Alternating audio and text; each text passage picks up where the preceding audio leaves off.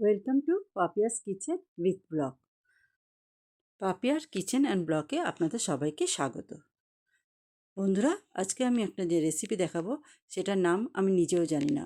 এটা খেতে কিন্তু দুর্দান্ত লাগে। আমি একটু ট্রাই করেছি, আপনারা অবশ্যই ট্রাই করবেন, খেতে কিন্তু দুর্দান্ত।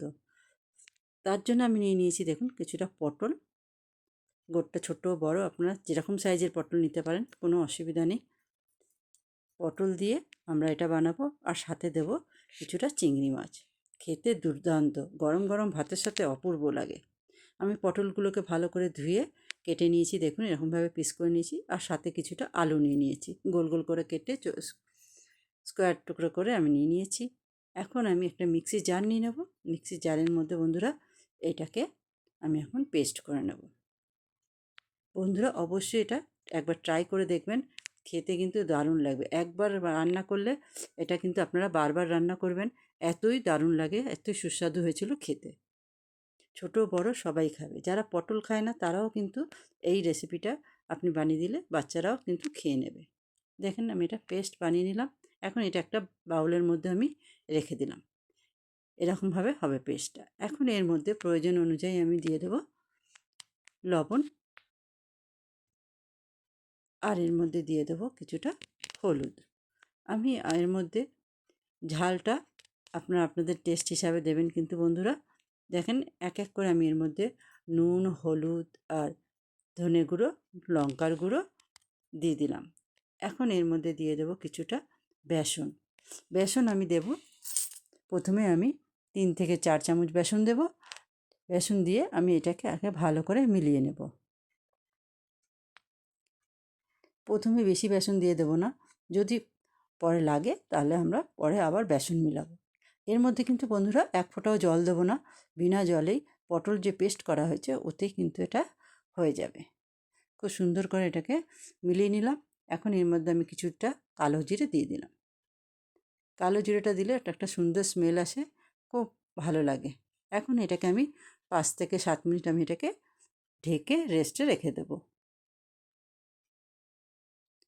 এখন আমি কিছুক্ষণ দেখেন পর আমি তেল গরম বসিয়ে দিয়েছি। আমার তেলটা প্রায় গরম হয়ে এসছে। এখন এই তেলের মধ্যেই আমি দিয়ে দেব এই বড়া শেপ দিয়ে আমি এগুলোকে ভেজে নেব। আপনারা আপনাদের মন পছন্দ শেপ দিতেই পারেন, ছোট বড় যেরকম আপনাদের ভালো লাগে। এরকমভাবে ধিমে আঁচে আমি এটাকে ভেজে নেব। একদম কড়া আঁচে দেবো না, ধিমে আঁচ দেব। ধিমে আঁচে বন্ধুরা আমরা এটাকে ভেজে নেব।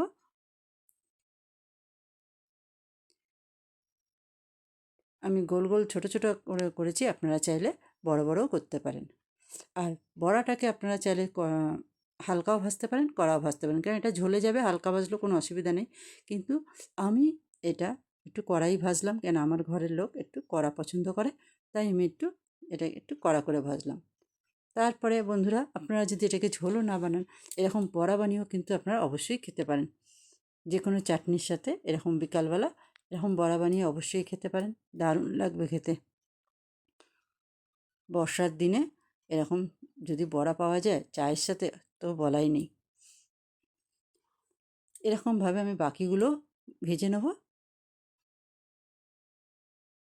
বন্ধুরা, আপনারা যদি আমার চ্যানেল আজকে প্রথম এসে থাকেন, তাহলে আমার চ্যানেলকে সাবস্ক্রাইব করে নোটিফিকেশান বেলটাও অবশ্যই অন করে দেবেন, তাকে আমি কিছু ভিডিও আপলোড করলেই আপনাদের কাছে নোটিফিকেশানটা পৌঁছে যায়। এখন বড়া ভাজা হয়ে যাওয়ার পরে ওই তেলেই আমি যে আলুগুলো কেটে রেখেছিলাম, সেই আলুগুলো আমি এখন এর মধ্যে দিয়ে দেবো। দিয়ে দেবো একটুখানি লবণ, দিয়ে এটাকে আমি ভেজে নেব। সাথে দিয়ে দেবো একটুখানি হলুদ। এটা ধিমে আঁচে একটু ভাজবো, কেন আলুটাকে আমি আধা সেদ্ধ করে নেব এই ভাজতে ভাজতেই। একটু ধিমে আঁচে ধীরে ধীরে আমি এটাকে ভেজে নেব। আলুটা সুন্দর একটা রঙও ধরে যাবে, আর আলুটা একটুখানি সেদ্ধও হয়ে যাবে। দেখুন বন্ধুরা, কি সুন্দর রং ধরে গেছে আলুর। এখন এটা আমি একটা পাত্রের মধ্যে উঠিয়ে নেব।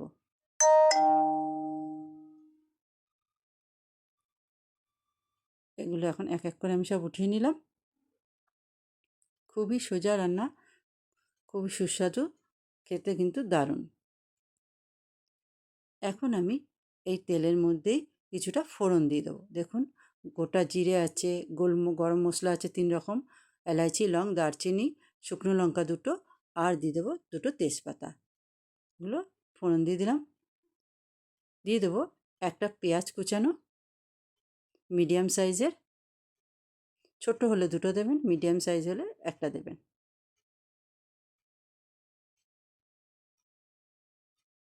একটু ভালো করে লাল লাল করে ভেজে নেব। তারপর আমি এর মধ্যে ছেড়ে দেবো একখানা টমেটো। টমেটো আমি বেশি দিইনি, একটা মিডিয়াম সাইজের টমেটো দিয়েছি। এটাকে একটু ভালো করে ভেজে নেব আর দিয়ে দেবো সাথে একটুখানি চিনি। এখন এর মধ্যে 1 চামচ দিয়ে দিলাম আদা রসুন পেস্ট। আদা রসুন পেস্ট দেওয়ার পরে এটাকে আমি বাকি শুকনো মশলাগুলো দিয়ে দেবো। তার আগে আমি একটু দিয়ে দিলাম এর মধ্যে একটুখানি জল।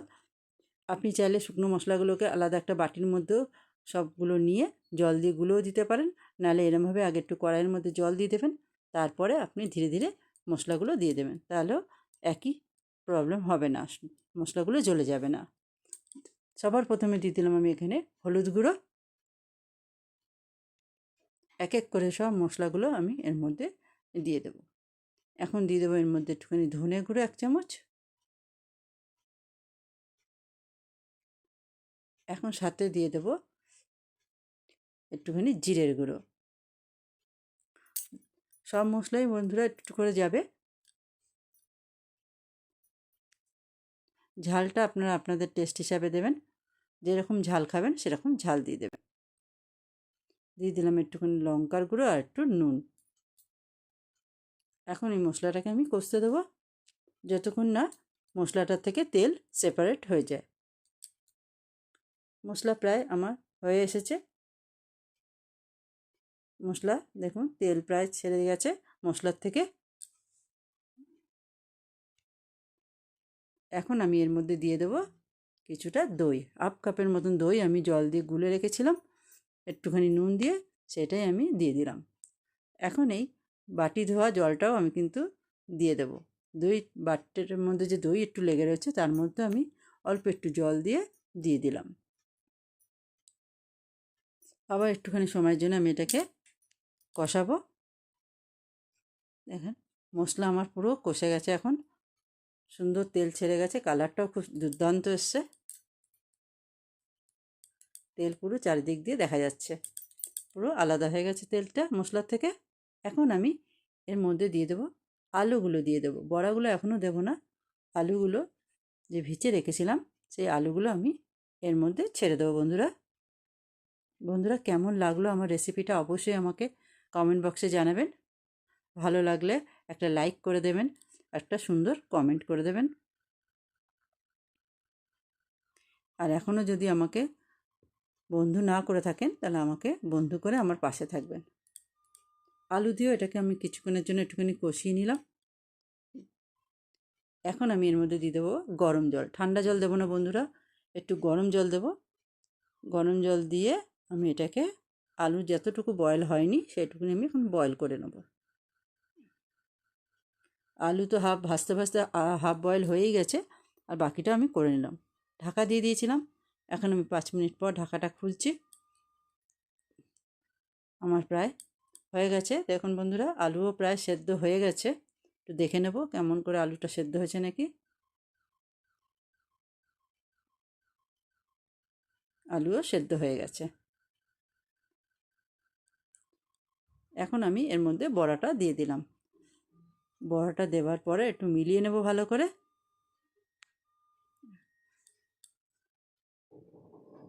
সুন্দর করে মিলিয়ে নিলাম বন্ধুরা। দেখতেও অপূর্ব হয়েছে, খেতেও দুর্দান্ত হয়েছে। গরম গরম ভাতের সাথে কিন্তু অসাধারণ লাগবে। সাথে আমি দিয়ে দিলাম একটুখানি ধনেপাতা, দিয়ে দিলাম একটু গরম মশলা, আর একটু দিয়ে দেবো 1 চামচের মতন ঘি। দিয়ে এটাকে আমি একটুখানি মিলিয়ে নিলাম। মিলিয়ে নেবার পরে আমি এটাকে গ্যাসের ওপরেই রেখে দেবো 5-7 মিনিট। তারপরেই আমি এটাকে সার্ভ করে দেখাবো।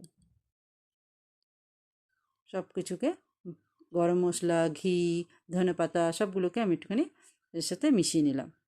মিশিয়ে নিয়ে আমি এটাকে এখন ঢেকে দেবো গ্যাসের উপরেই গ্যাসটাকে বন্ধ করে দেবো।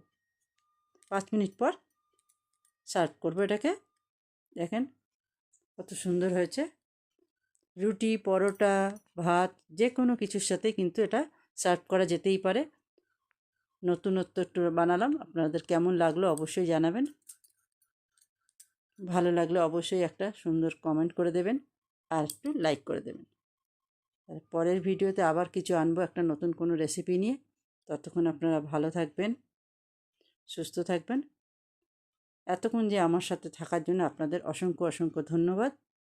নেক্সট ভিডিওতে আবার দেখা হবে। নমস্কার।